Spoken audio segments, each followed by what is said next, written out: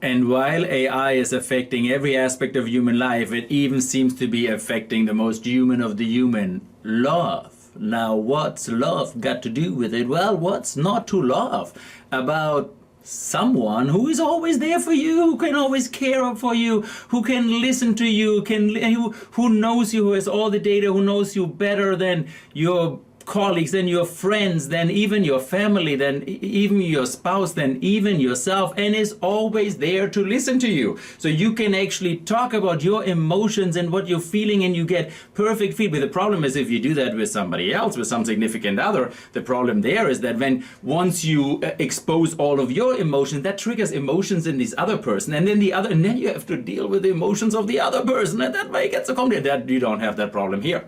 Right? Like these 3 hours on Friday night, which turn into 7 hours, and then on Sunday night, exactly the same thing, right? You can just like, and people fall in love with chatbots, basically. It's a massive phenomenon that you have here. Now, is it love? Baby, don't hurt me. And we will have to return to that when we talk more about AI and ethics and the downsides of it, because yes, the people fall in love with these chatbots, but the movie Her was probably more spot on than the movie Terminator. The danger might not be that these technologies try to terminate us, but the risk that we fall in love with them because they themselves turns out they're more like psychopaths. They can simulate emotions extremely well. More, as we've seen in our previous studies that I showed, they can be more empathetic, expressed empathetic than humans are, but they do not feel that empathy.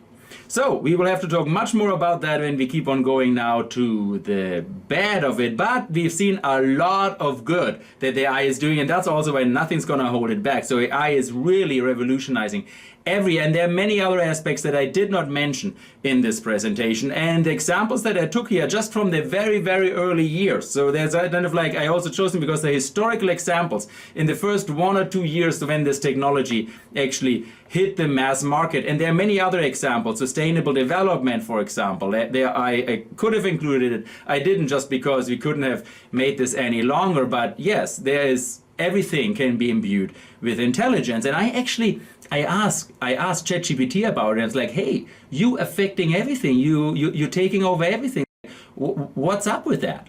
And ChatGPT told me, yeah, look, Martin, the AI is the limit.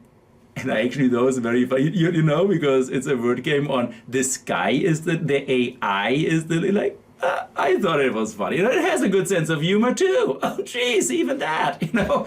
So anyway, so let's go back. Let's keep on going with our second part of AI ethics and go beyond the good and talk about the bad and the hopeful.